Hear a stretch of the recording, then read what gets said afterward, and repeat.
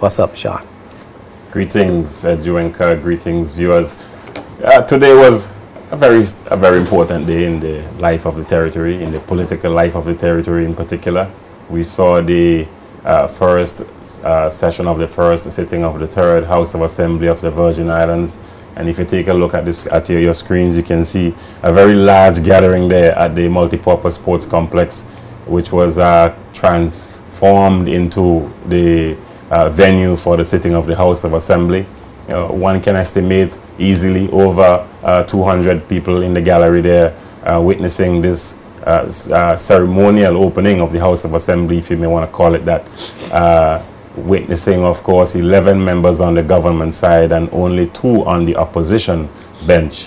Of course, one of the omissions for the third sitting was the appointment of a leader of the opposition. Although you had 2 members there for the same party, the Virgin Islands Party, there is still some dispute in the VIP as to who should lead the opposition from that side of the House. And we had a conversation with the first district representative, Honorable Andrew Foy, who gave some very straightforward comments as to what is transpiring behind closed doors and what is preventing the appointment of a leader of the opposition. So let's hear what he had to say earlier today.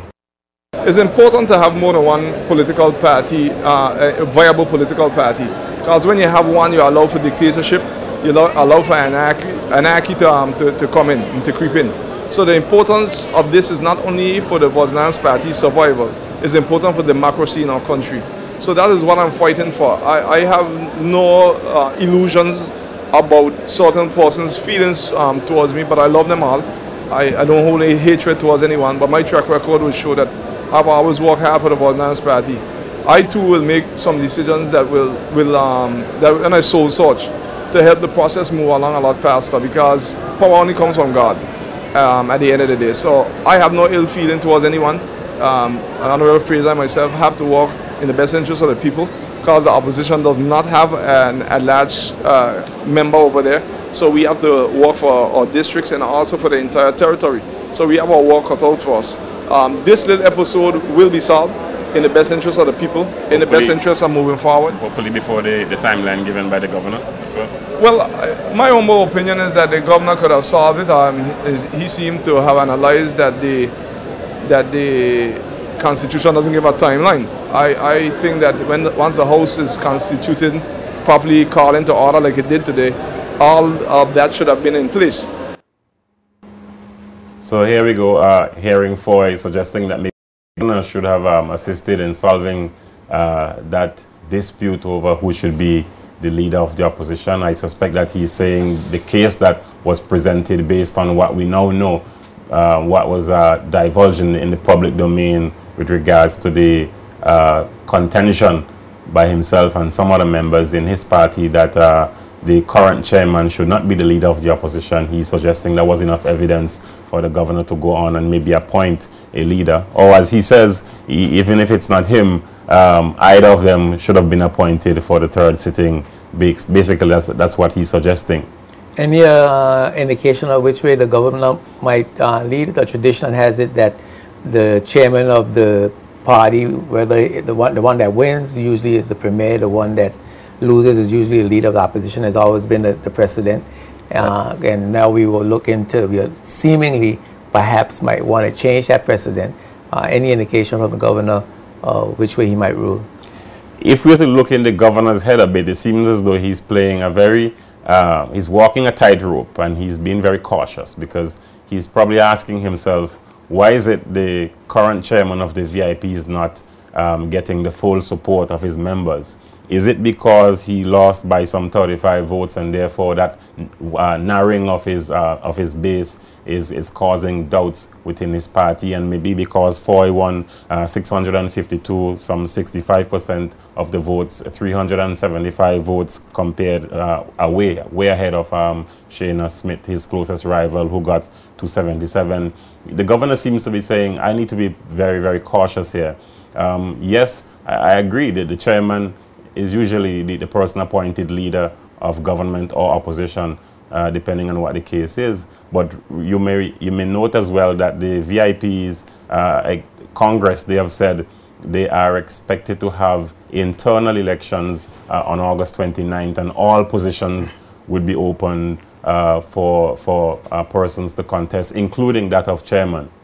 But it seems that what the party does in terms of its officers or the election of its officers have very little to do with who becomes the leader of the opposition.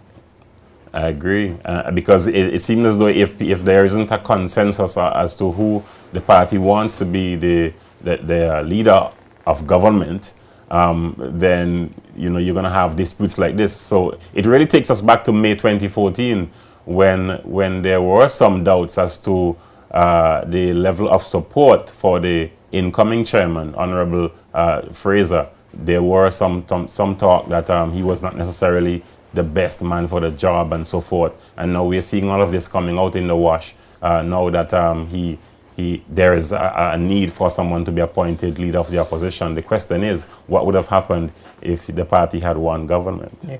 But I get the sense, though, and I may be wrong, but I get the sense, and my speculation is, that the party doesn't seem to want to have anything to do with the decision. Because usually parties have provisions in their constitution for extraordinary meetings. Yes. And in a case like this, where the party might want to prefer one leader over the other, certainly an extraordinary meeting would have been helpful, where the party as a body would be able to make or assist at least in making a decision or giving the governor some indication as to what the party preference would be. I mean, of course, he's not obligated to take that recommendation, but certainly he would get a sense of the political will of the members of the party in regards to who they would like to see as leader of the opposition. I agree.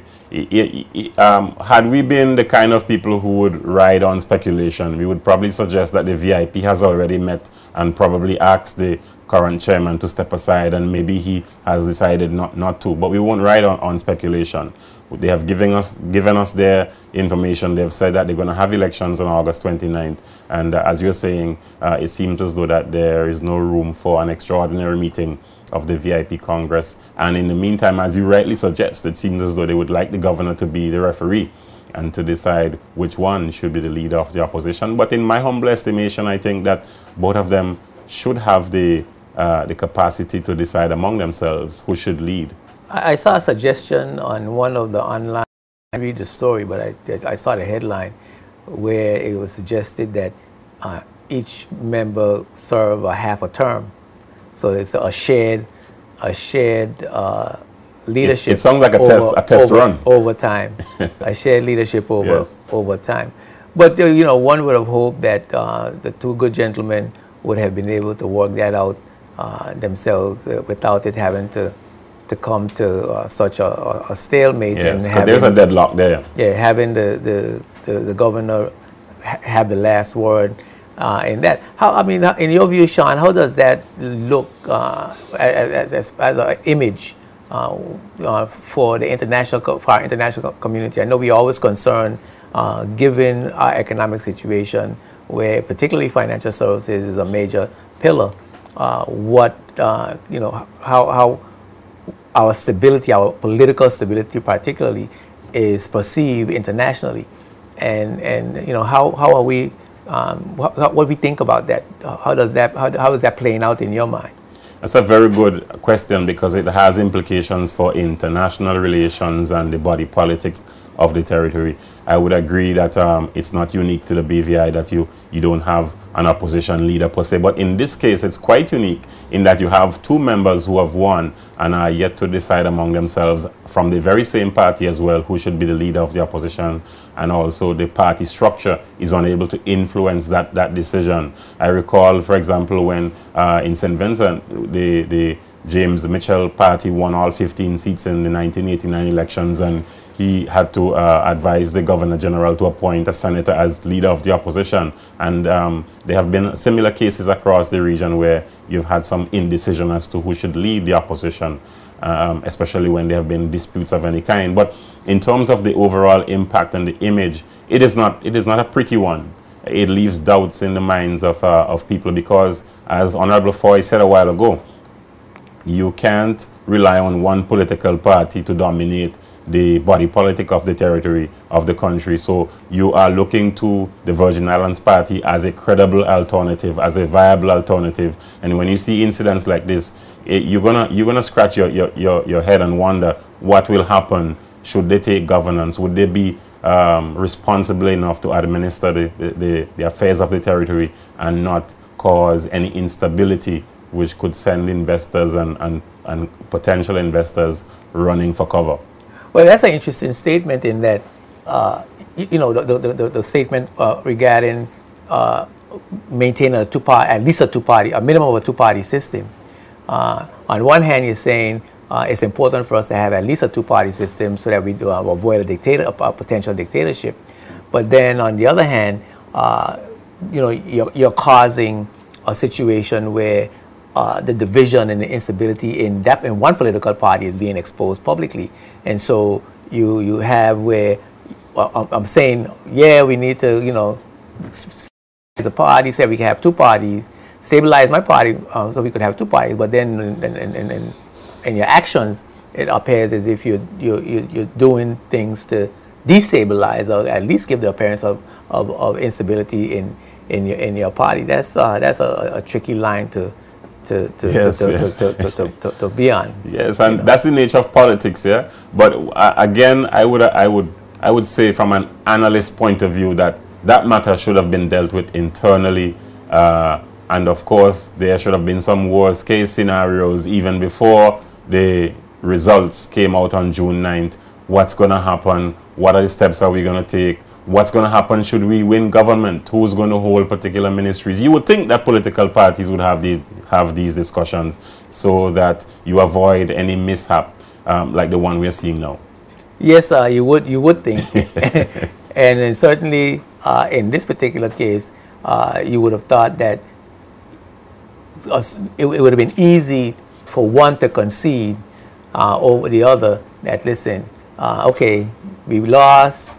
You're the chairman, you know, I think I should be the leader of the opposition, but in the interest of party politics, in the interest of the BVI, in the interest of our party, you know, I could be a member, you could be the leader, and just leave it like that. It seems to me that would have been the magnanimous thing to do as one of the leaders who was elected to the House of Assembly, you know, protecting the virtues of politics in the Virgin Islands, protecting the virtue of the Virgin Islands Party, and maintaining a certain level of stability at home regarding the perception of the international community. That's just my view. Well, there you go.